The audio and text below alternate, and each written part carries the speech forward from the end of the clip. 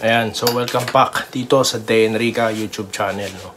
At well, mabilisan lang, no? Meron po tayong topic. Ito pong komento lang po dito sa mga congressman dyan sa Cavite. Panood ko. Bah, malupit po magsibigay, ginagawa na pong game show. Ganyan po kababa ang tingin ng mga buwisit na ito, no? Ang mga babayan natin, no? Para mabigyan ng 5,000 or ng pera o di naman kaya bigas, kailangan mas maingay, no? So yan na po ba talaga ang magagawa nyo? Akala nyo kasi, no? Sikat kayo sa ginagawa nyo. Akala nyo that is enough. Hindi po yan ginawa, no? Ng Pangulong Duterte noon, di ba?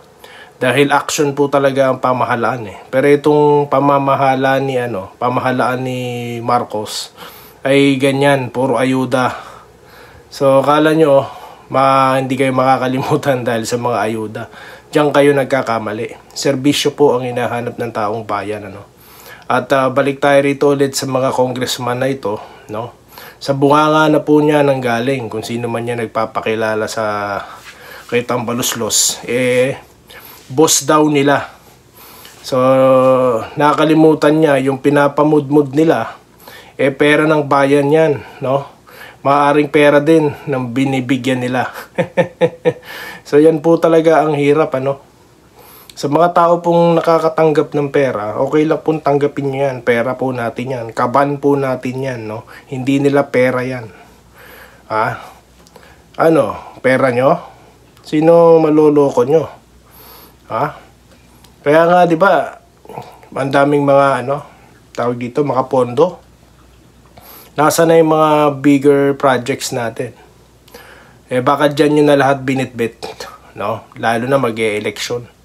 So yung mga ayuda na yan, no? Pag nabigyan ka, name recall nila. Pero sa mga kababayan, no? Tanggapin nyo po yan.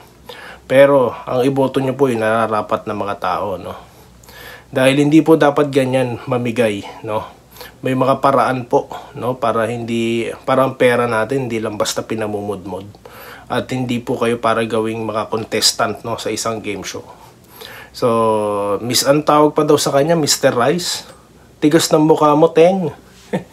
Kapal ng mukha nyo, ha? Pagkatapos yung mangako, tong si Marcos, nang bababa ang bigas ng 20. Pagkatapos mangako ng ahensya ng gobyerno nang naipasa yung executive order, bababa po ang presyo ng bigas, no? Hindi naman bumaba. Nandyan yung ulat kay Ted Filon. Tapos may kapal kayo ng muka, natatawagin si Tambaluslos na Mr. Rice. Ang kapal ng muka nyo, no? Mga wala kayong silbi.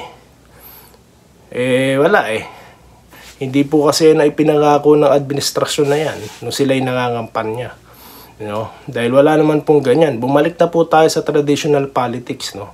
Kung saan yung action po ang mas inaasahan kesa sa pagpapakapal ng mga pagmumuka, no?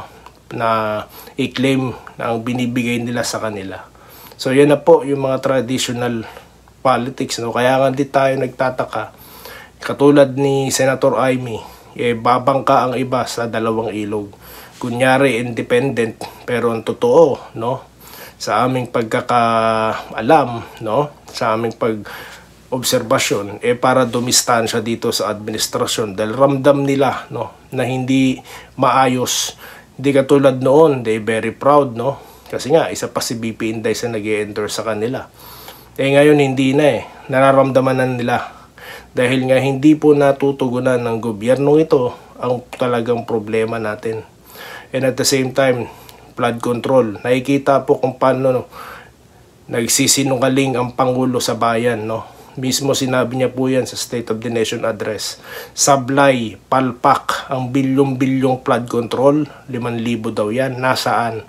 Bakit walang investigasyon? Puro kayo Duterte. Kaya wala na pong progreso ang bayan natin, no? Kawawa naman po ang mga tao dyan. So yun po, no, ang ating komento lang. Sa mga congressman pa na nagpapababa sa BP, uulitin ko, makakapal ang pagmumukha nyo. So yun lamang at muli, maraming salamat sa inyong lahat. At magkita-kita tayo sa mga susunod na video content dito lamang sa The Enrica YouTube channel. Muli, maraming salamat sa inyong lahat.